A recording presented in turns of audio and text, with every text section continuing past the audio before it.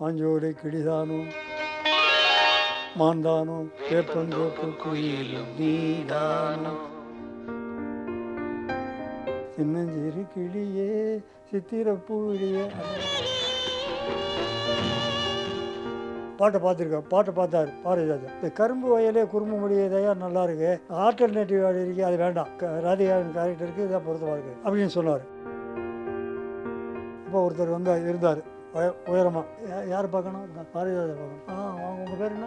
என் பேர் புத்திரியும், கவிஞர் புத்திரி. ஓ சினிமா, வாங்க வாங்க உங்களை தான் வந்துட்டு எல்லாரும் கேட்டார். இருங்க சொல்லி வந்தார். நேராக போய் ராஜா கிட்ட சொன்னேன். நான் லக்கிலி ஐ போன். நான் சொல்லுவேன் எல்லா இடங்களையும், இன்னொரு ஜென்மம் இருந்தால் மறுபடியும் நான் சினிமா காரணம்.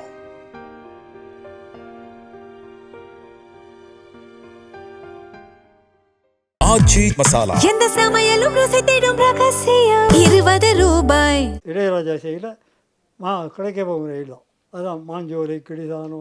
அதுதாங்க, அது ஒரு ஒரு சிக்கலான ஒரு சந்தமாக இருக்குது. அது எப்படி உங்களுக்கு கொடுத்து எழுத வைக்கணும் அப்படிங்கிறத எப்படி இசைஞானி திரு இளையராஜா அவர்கள் எப்படி முடிவு பண்ணாங்க? அவர் முடிவு பண்ணலை, பாரதிராஜாவும் செல்வராஜும் முடிவு பண்ணார். செல்வராஜ் ஒரு சுச்சுவேஷன் சொல்லி எழுதி சொன்னார். இளையராஜா தான் நம்ம டியூன் பண்ணிக்கிறோம், நீங்கள் எழுதிருங்கன்ட்டார். பாட்டை எழுதிட்டேன், கொடுத்தேன். பாரதிராஜா கொடுத்துருக்காரு. 2-3 நாள் கழித்து பாரதிராஜா கிட்ட கேட்டேன், செல்வராஜ் ஒரு பாட்டு கிட்ட கொடுத்தாரா? கொடுத்து நல்லா இருந்தது. இப்போ அந்த சுச்சுவேஷனில் வேறு சுச்சுவேஷன், இளையராஜா டியூன் போட்ட ஒரு பாட்டு சொல்லி அனுப்புகிறோம்னாரு. டியூன் போட்டதுக்கப்புறம் சொல்லி அனுப்புனாங்க. அப்போ சபை இது தீனார் பஸ் ஸ்டாண்ட் பக்கத்தில் ஒரு கம்போசிங் ஹோட்டலில். ஆமாம், தானா தானா தானா தானா தானா அந்த டியூன் அங்கே போனார். அப்போவே இருந்தேன். மாஞ்சோலை கிளிதானோ மாந்தானோ வேப்பந்தோப்பு குயிலும் நீதானோ இவளாவாரம் பூதானோ நடை தேதானோ சலங்கைகள் தரும் இசை தேர்ந்தானோ அப்படின்னு வரும். அதான் முதல் சந்தமாக கஷ்டமான சந்தம். அந்த 1.5 மணி நேரத்துக்குள்ளே எழுதினேன். பல்லவி எழுதி முடிச்ச ஒரு பாடு.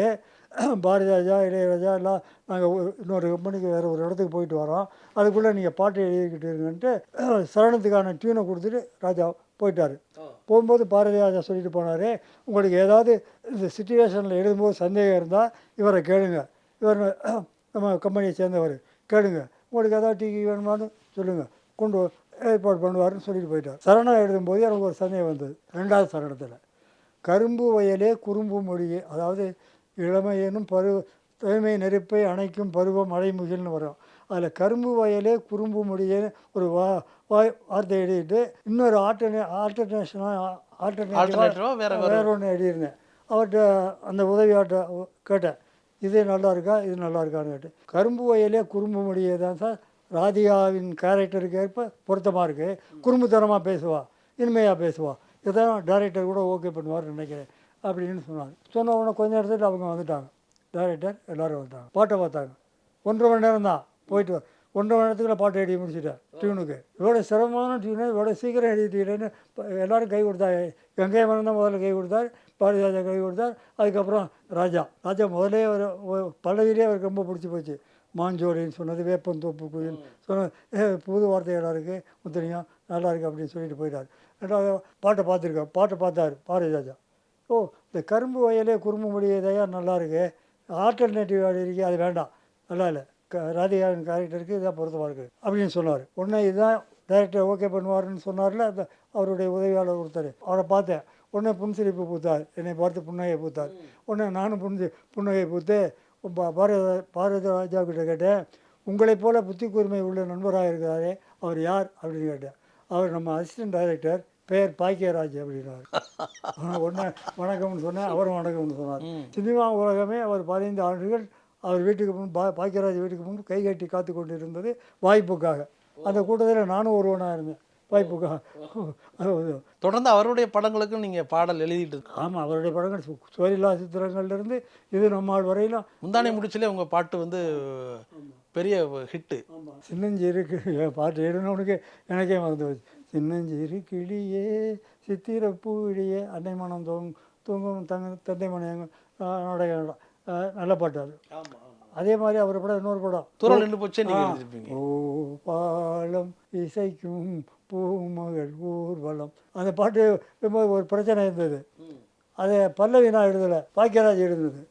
ஓஹோ. பூவாலை இசைக்கு இந்த பாட்டுக்கு இந்த வந்து ராஜா கிட்ட காமிச்சிருக்காங்க, பாட்டு நல்லா இல்லை, முத்துலிங்கத்தை வச்சு எழுதுங்கன்னா சொல்லி அனுப்பிச்சிட்டாரு. என்கிட்ட வந்து அவர் ஐசன் ஒருத்தர் வந்தார், வேறு எழுதுங்கன்ட்டு. பூபாலம் தான் பல்லவி, இதை வச்சுக்கிட்டு எழுதுங்கன்ட்டு அவர் சொன்னது. நான் சரணம் எழுதிட்டேன். பூவாலம் ராஜா கிட்ட காமிச்சிருக்காங்க. இசைக்குங்க பல்லவி நல்லா இல்லைன்னு தானே சொன்னேன். என்ன பூவால ராகத்திலேயா இருக்குது இசை, சரணம் நல்லா இருக்கு, இப்போ ஏன் இதை வச்சுருக்கீங்க அப்படின்னா, டைரக்டர் விரும்புகிறாரு அப்புறம் அப்படின்னு சரி உங்களுக்காக வச்சுக்கிடுவோம் அப்படின்னா. அப்புறம் தான் இவர்கிட்ட போய் கேட்டேன், சுந்தரராஜன். என்ன ஏதோ ஒரு ராகம் பேர் சுந்தரராஜன்னா இசைஞானி இளையராஜா இருந்த இளையராஜா கிட்ட இருந்த சந்தங்கள்லாம் சொல்லி கொடுக்கும். ஆமாம், அவர் தான் அசோசியேட் மாதிரி சொல்லி கொடுப்பாரு. அவர்கிட்ட அவர் ஒரு ராகத்தை சொன்னார், கீரவாணியே என்னமோன்னு சொன்னார், ஏதோ ஒன்று சொன்ன ஞாபகம். அப்போ அவர் ராஜா சொன்னது சரிதான் அப்படின்னு நானாக நினச்சிக்கிட்டேன். அப்படி நடந்திருக்கு. இளையராஜா ஏரியா பவர் பாட்டு அது ஐயா மாஞ்சோலை கிழிதானம், அதுக்கு தான் சிறந்த பாடலாசிரியர்கிட்ட தேர்ந்தெடுத்தாங்க. அது மாதிரி எம்எஸ் விஸ்வநாதன் இசையில் எழுதின பாட்டு வயசு பொண்ணு படத்தில், காஞ்சி பட்டுடுத்தி கஸ்தூரி பொட்டு வைத்து தேவதை போல் நீ நடந்து வர வேண்டும், அந்த திருமகளும் அழகை பெற வேண்டும்ங்கிற பாட்டு. அந்த சிச்சுவேஷன் சொல்ல இப்போ எம்எஸ் விஸ்வநாதன் இசையில் அந்த அந்த மாஞ்சோலை கிளிதான ஒரு சின்ன சந்தேகம் இருக்குது. அதில் வந்து அதை முடிச்சுட்டு இந்த பாட்டுக்கு வருவோம். மாஞ்சோலை கிளிதானோ மான்தானோ வேப்பம் தோப்பு குயிலும் நீதானோ, இந்த வேப்பம் தோப்பு அப்படிங்கிறதுல ஏதோ ஒரு சர்ச்சை வந்ததாக கூட. ஆமாம், மாஞ்சோலையிலே சர்ச்சை வந்தது. மாந்தோப்புன்னு தானே சொல்லலாம், மாஞ்சோலைன்னு முத்துலிங்கம் சொல்லியிருக்கிறாரு அப்படின்னு யார் கேட்டது? கேஎஸ் கோபாலகிருஷ்ணன், மருதகாசிலாம் கேட்டிருக்காங்க. அதான் இலக்கியங்கள் படிக்காதவங்கெல்லாம் அதான் மாஞ்சோலைன்னு எத்தனை பாரதியார் பாட்டே வருதுல்ல, குயில் பாட்டில் மேற்கே சிறுதுறவில் மேவும் ஒரு மாஞ்சோலை, அந்த மாஞ்சோலை அதனில் ஒரு காலைன்னு பல இடங்களில் வருது. இப்போ வள்ளலார் எழுதிய மனுமுறை கண்ட வாசகத்தில் கூட மாஞ்சோலைன்னு வருது நிறைய இடத்துல. திருமாஞ்சோலைன்னு ஒரு ஊரே இருக்குது. திருநெல்வேலியில் மாஞ்சோலை எஸ்டேட்னு ஒரு எஸ்டேட் இருக்குது. அதனால் அவங்களுக்கு அப்போ தெரியாது, விளம்பரம் தெரியாதனால எஸ்டேட்னு ஒரு இருக்குது.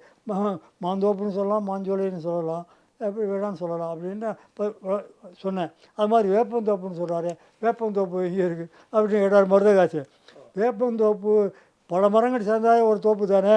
எங்கள் ஊரில் நிறைய தோப்புகள்லாம் இருக்குது. வேப்பந்தோப்பு இருக்குது, சின்ன தோப்பு, பெரிய தோப்புன்னு சொல்லுவாங்க. பல மரங்கள் சேர்ந்து தான் தோப்பு தான். கறிவேல மரங்கள் சேர்ந்து தான் அது தோப்புன்னு சொல்லக்கூடாது, அதை காடுன்னு தான் சொல்லணும். கறிவேலங்காடு, வெள்ளிவேலங்காடுன்னு தான் சொல்லணும். மற்றதெல்லாம் தோப்புன்னு தான் சொல்லலாம். அதனால் வேப்ப மரங்கள் சேர்ந்தால் வேப்பந்தோப்பு கோயில்னு சொல்லலாம்.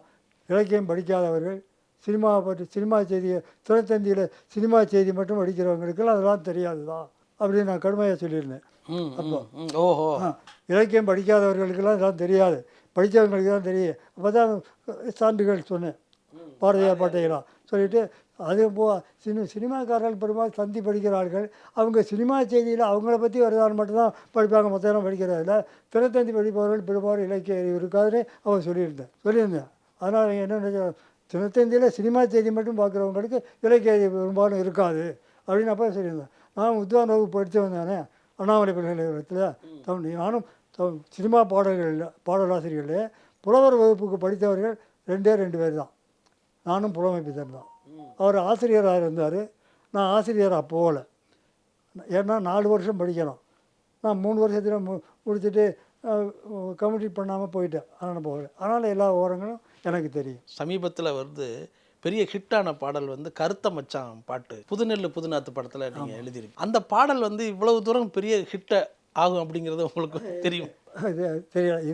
இது மாதிரி ஒரு பாட்டு, அது மாதிரி இன்னொரு பாட்டு, வா வா பக்கம் வா தங்க மகன். ஆமாம், தங்க மகன்.